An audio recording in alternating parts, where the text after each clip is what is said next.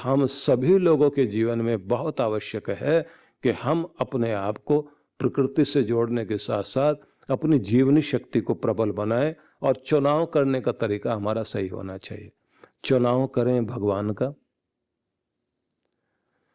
और चुनाव करें कर्मठता का, कि आखिर तक कर्मठ बनकर जीना है, कार्य करते हुए जीना है, न खाली बैठेंगे और न मनहूसियत आने देंगे। मनहूसियत, उदास हो आदमी और वैसी निराशा की बातें करते हुए दूसरों को भी वैसे डिप्रेस कर दे। कितने सारे लोगों को आप देखेंगे सिर्फ यही काम करते हैं। एक मंत्र है जिसमें हम लोग ये प्रार्थना किया करते हैं, और मैं तो ये कहूँगा आप लोग भी अपने पास नोट करके रख लें, जहाँ पर ये कहा गया है कि भगवान तू एक दया कर मेरे ऊपर, क्या पुनर्मनः, एक नया मन फिर से मुझे दे। ये जो अब तक का मन है ना, मेरे मन को बदल। मेरी दुनिया बदल जाएगी जब मेरा मन बदलेगा। फिर से एक नया मन, पुनर्मनः पुनरायु, फिर से एक नई जिंदगी दे। इसी जीवन को इसी जीवन को नया जीवन, इसी जिंदगी को नई जिंदगी बना। जो लोग अपने जीवन का मूल्यांकन करते हैं और ये सोचते हैं कि पहले से मेरी जिंदगी कीमती बनी है या नहीं बनी, आप जब अपनी जिंदगी को मूल्यवान बनाने के लिए प्रयासरत होते हैं, क्योंकि आपके सामने दोनों रास्ते हैं, आप राम बन सकते हैं या रावण। दो रास्ते हैं ना, एक रास्ता रावण बनने की तरफ जाता है और एक राम बनने की तरफ जाता है, एक कृष्ण बनने की तरफ जाता है, एक कंस बनने की तरफ जाता है। तो चुनाव तो व्यक्ति को करना होता है। हमारी जिंदगी किस ओर जा रही है? जन्म से हर कोई व्यक्ति सामान्य व्यक्ति होता है, और हर व्यक्ति को राम बनने के लिए, कृष्ण बनने के लिए मार्ग चुनना होता है। मुझे ध्यान आता है कि शिवाजी जब छोटे थे, छत्रपति शिवाजी, तो उनके दादाजी अर्जुन के संबंध में कहानी सुना रहे थे।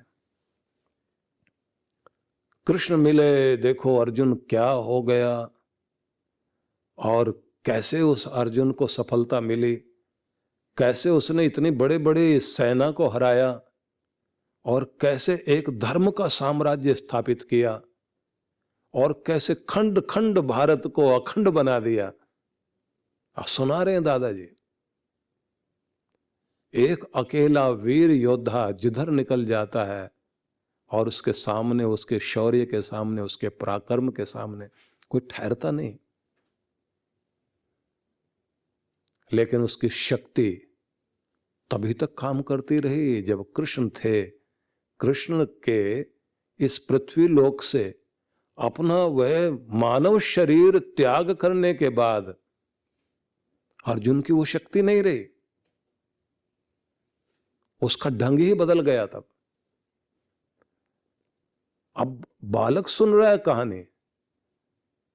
पुराने समय में यही कुछ होता था कि दादा दादी, नाना नानी वो टेलीविजन के जिम्मे नहीं छोड़ते थे, क्योंकि टेलीविजन तो थे भी नहीं।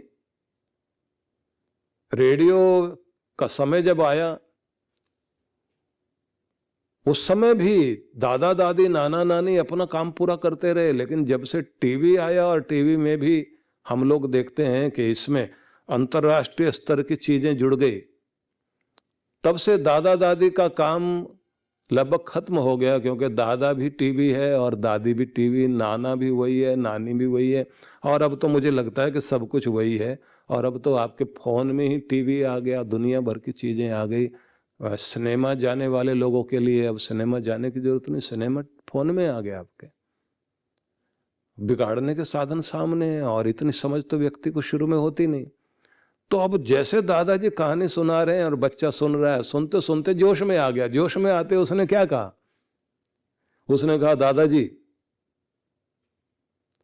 मुझे अर्जुन बनना है। लेकिन मेरे कृष्ण है ही नहीं मेरे पास। मैं अर्जुन बनकर भी क्या करूंगा जब तक कृष्ण नहीं होंगे। मेरी जिंदगी में कृष्ण होने चाहिए। वो मिलेंगे कैसे? आप मुझे कोई तरीका बताओ कि कृष्ण मिल जाए। दादाजी ने कहा, तो पूरे मन से, सच्ची लगन से, दिल से अर्जुन बनने की कोशिश कर बेटा। कृष्ण तो तुझे ढूंढते ढूंढते तेरी जिंदगी में अपने आप आ जाएंगे। तुझे कृष्ण को ढूंढने की जरूरत नहीं पड़ेगी। और सच में एक समय आया कि जब उनकी जिंदगी में, शिवाजी की जिंदगी में, उनके कृष्ण के रूप में समर्थ गुरु रामदास प्रकट हुए। और कितना अपने गुरु से प्यार करता था छत्रपति शिवाजी। अपने गुरु को भिक्षा मांगते हुए जाते हुए देख लिया और उठा करके हाथ जोड़कर ये कहा, ये सारा साम्राज्य आपके इस भिक्षा के कमंडल में डालता हूं, आप भीख मांगने के लिए जाएं, अच्छा नहीं लगता। समर्थ गुरु रामदास ने कहा, ऐसे जोश में आकर बोल रहे हो या सच में दे रहे हो? उसने कहा, हमारा दिया। तो बोले, फिर आज से हम राजा हैं और तुम्हारी राजगद्दी तो गई। और शिवाजी कहते हैं, मेरा राजपाट सब कुछ आप हो, मेरे गुरु ही सब कुछ है। तो गुरु ने कहा कि फिर पुत्र, अब राजा हम हैं, तुम सेवक बन करके इस राजपाट को चलाओ। कभी गरूर मत आने देना कि तू राजा है। और फिर भिक्षा मांगने चले गए वो तो। लेकिन शिवाजी जब वापस आए तो उन्होंने आते ही अपना झंडा अपने गुरु के वस्त्रों जैसा झंडा बना दिया और कहा, यहां मेरा गुरु राज करता है। शिवाजी का झंडा गेरुआ झंडा, समर्थ गुरु रामदास वाले वस्त्रों का झंडा। इतना गुरु को मानने वाले व्यक्ति ने अपनी जिंदगी में अगर 32 किले जीते हों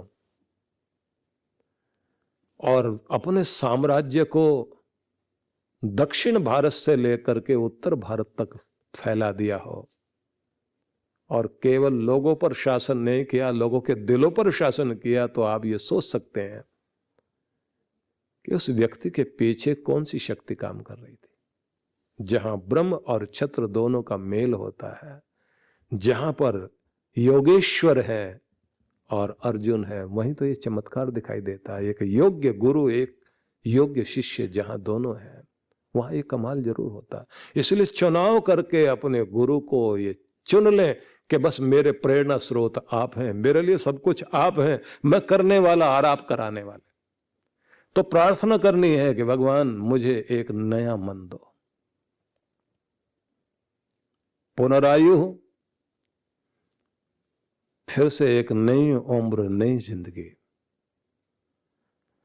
पुनरायुर्म आगन पुनः प्राण पुनरात्मा म आगन। फिर से नए प्राण मेरे अंदर फूंक दो। कृष्ण भगवान ने भी तो यही किया था ना अर्जुन को, जब ये कहा कि अर्जुन, जहां जिस अवस्था में, जिस निराशा में तुम पड़े हुए हो और जिन भाव दशा में तुम पड़े हो, उससे बाहर निकलने की चेष्टा करो। और उनके जो शब्द हैं, क्षुद्र हृदय दौर्बल्यम त्यक्त्वा उत्तिष्ठ परंतप, ये शब्द बड़े अद्भुत है। क्षुद्र हृदय की दुर्बलता का परित्याग करके हे परंतप, फिर से खड़े हो जाओ। हृदय की दुर्बलता को त्यागो, भावनाओं में आकर अपने आप को क्षुद्र मत बनाओ। ये साधारण संदेश नहीं है। व्यक्ति को बार बार ये दोहराना चाहिए कि ये अर्जुन के लिए ही नहीं कहा जा रहा है, ये हमारे सब के लिए कहा जा रहा है। क्षुद्रम हृदय दौर्बल्यम त्यक्त्वा उत्तिष्ठ परंतपः।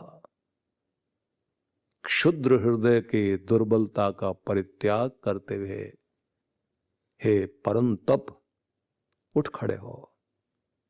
बार बार दोहराइए। और जब आप बार बार उठोगे और कहोगे कि अपने आलस्य का परित्याग करो, अपनी निराशा का परित्याग करो, अपने अंदर आती हुई दुर्बलता का परित्याग करो और उठ खड़े हो,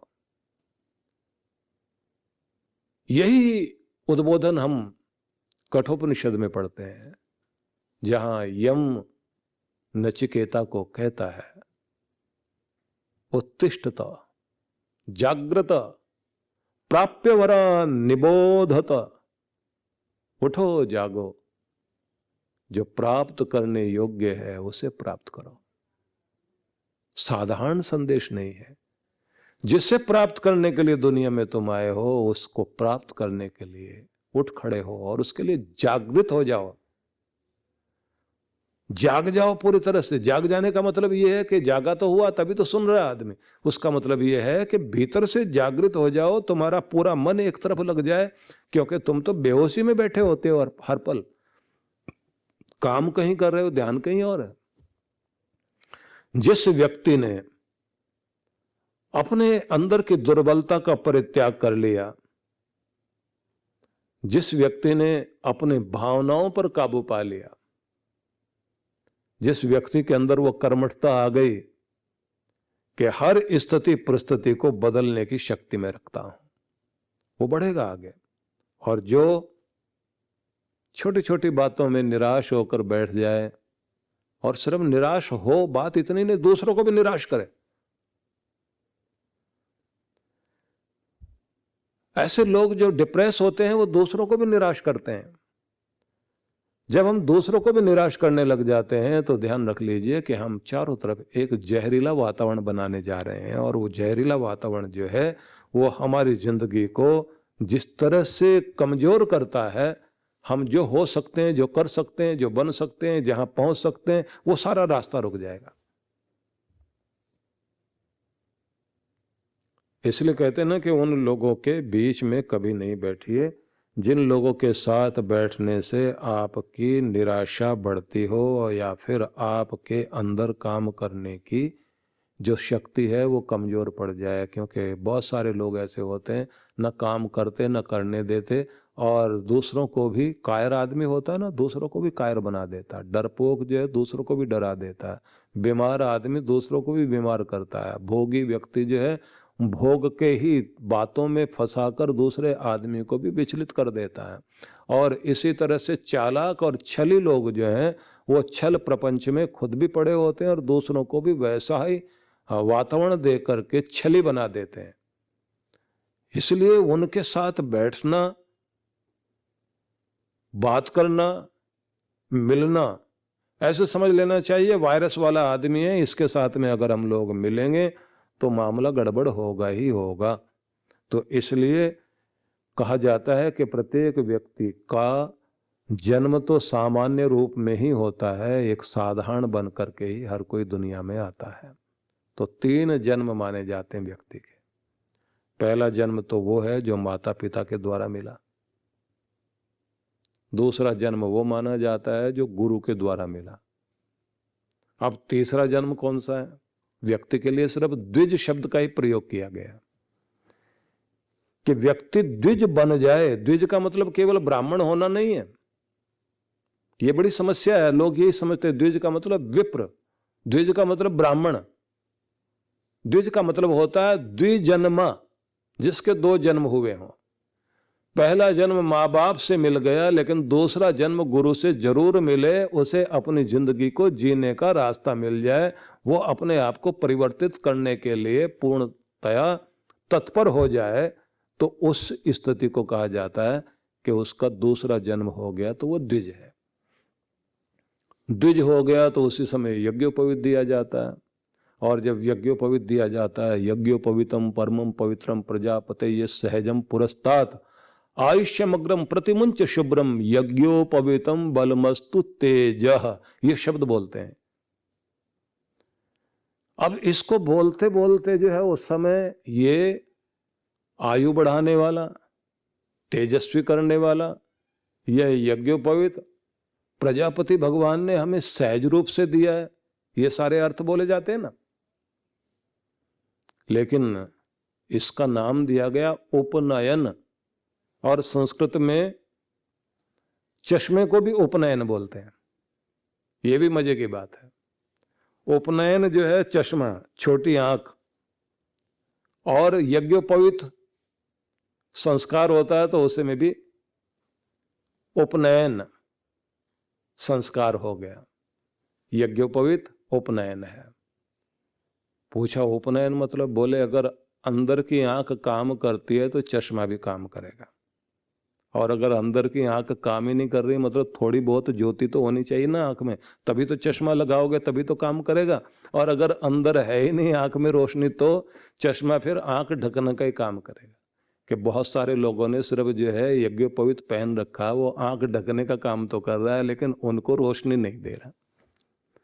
रोशनी उसी को देगा जिस व्यक्ति का दूसरा जन्म हुआ है, मतलब जिसने जो द्विज हो गया है, जो अंदर से जागृत है, उसे फिर ये जो 3 धागे हैं यज्ञोपवीत के, वो फिर 3 तरह के ऋण के बारे में बताते हैं कि प्रत्येक व्यक्ति के ऊपर 3 ऋण है। माता का भी है, पिता का भी है, गुरु का भी है। ये 3 ऋणों से मुक्त होकर जाना है। माता पिता की योग्य संतान और उनके धन के ही वारिस नहीं, तुम्हें धर्म का और उनके संस्कारों का वारिस बनना है। और गुरु के द्वारा दिए गए ज्ञान को तुमने प्राप्त किया, उससे जीवन को धन्य बनाओ, लेकिन समाज को उसे लौटाओ भी सही, और अपने गुरु का मान सम्मान करने में कभी पीछे मत हटना।